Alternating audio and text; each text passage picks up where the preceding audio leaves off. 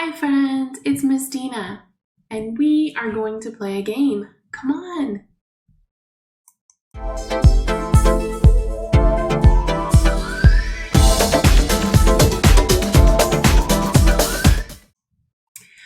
Okay friends, so today's activity is called the book cover memory game. How many of you like to play memory games? Yes. So this is kind of the same activity. So we're going to talk about some books that we have read since starting the page or the channel. So the first one is called Henny Penny. And Henny Penny is about a little hen that is just doing her thing and something falls and hits her on the head and she thinks the sky is falling. And she must go and tell the king, but then she makes a bad choice. So, if you want to hear the rest of the story, you can find it on the channel. The next story is one that we've read recently. It's called Otis. And Otis is a tractor who likes to work on the farm, and the farmer brings home a calf, and the calf and Otis become best friends and they do everything together. And the farmer wanted to take the calf to the fair, to the show, and she was nowhere to be found. She had gotten herself stuck in the pond. So the farmer calls in the farm hands, he calls in the big yellow tractor that replaced Otis, and he calls in the fire department. Nobody can get her out.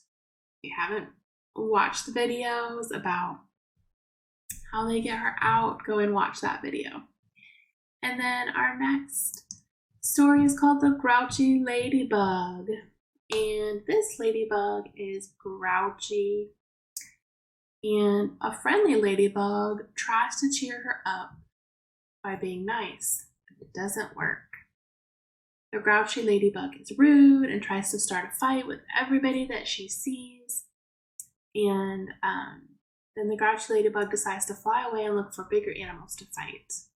Let's find out how the grouchy ladybug finally stops feeling grouchy. So if you want to find that out, go ahead and find the Grouchy Ladybug video. But for now, we're going to play a game. So you can do this at home with any books that you have, or you can find, like I did with these. I just found them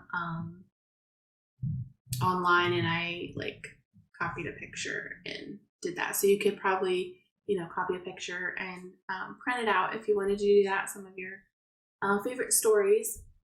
Start off simple. Start off like I am with 3 photos. What you're gonna do is you're gonna have your child close their eyes. So on the count of 3, 1, 2, close your eyes, and then I'm gonna count to 3 before you open them. Ready? So close your eyes. 1, 2, 3. Now look.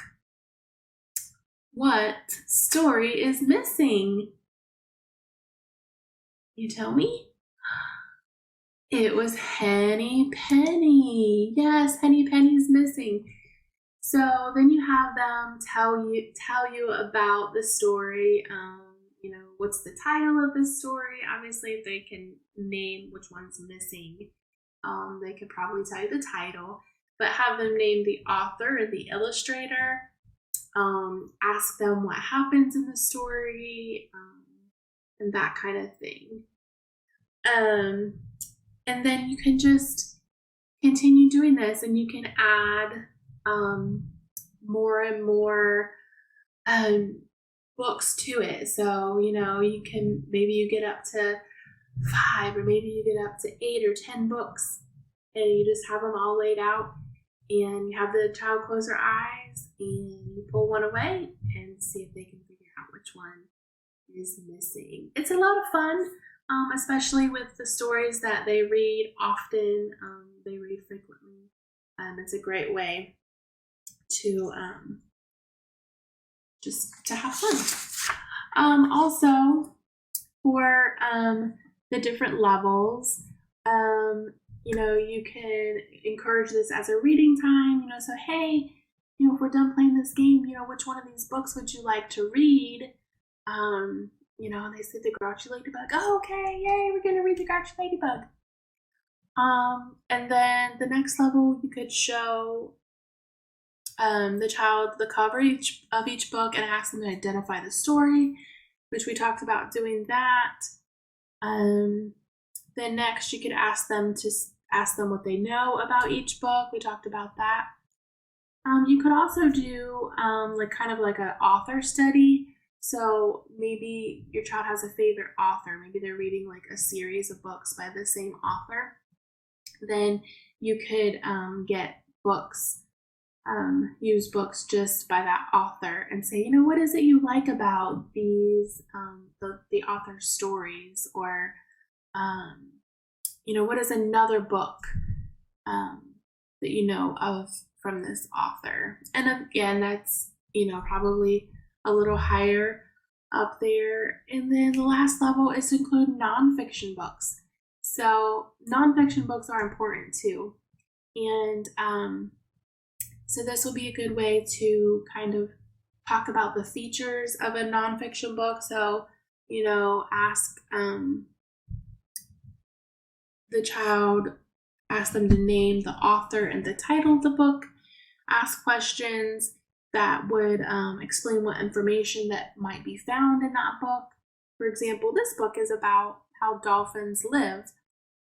What do you think you can find out about dolphins in this book? You know, so again, they're going to tell you facts about it. So it's reminding them that nonfiction books are about facts and fiction books are made up stories. So again, if you do this activity, here are some questions to kind of keep in mind. What information was the child able to recall about the books? So, you know, say we have listed here these 3 books, and they were able to say, you know, well, the calf got stuck in the mud and Otis was the only one able to get him out or get her out. So keep in mind what information they can recall. Was the child able to identify which book was missing? Obviously, that's the object of the game, is for them to identify it. But if they can't, that's okay. You could give them clues to help them figure it out, or, you know, just things like that. Like, oh, it starts with a sound, or it's got a picture of a ladybug on the front, or, you know what I mean? So give them clues. And then finally, what details was the child able to share from the books? So again, reiterating that, being able to recall information, okay? So these are important standards and very important to your child's literacy knowledge. Demonstrates knowledge of print and its uses and appreciates books and other texts. So by doing this activity, you're teaching them that books are important. It's important to know the title of a book. It's important to know the author and the illustrator and what the story is about, these kinds of things. So I hope you enjoyed this video. Don't forget to like and subscribe. Thanks for watching.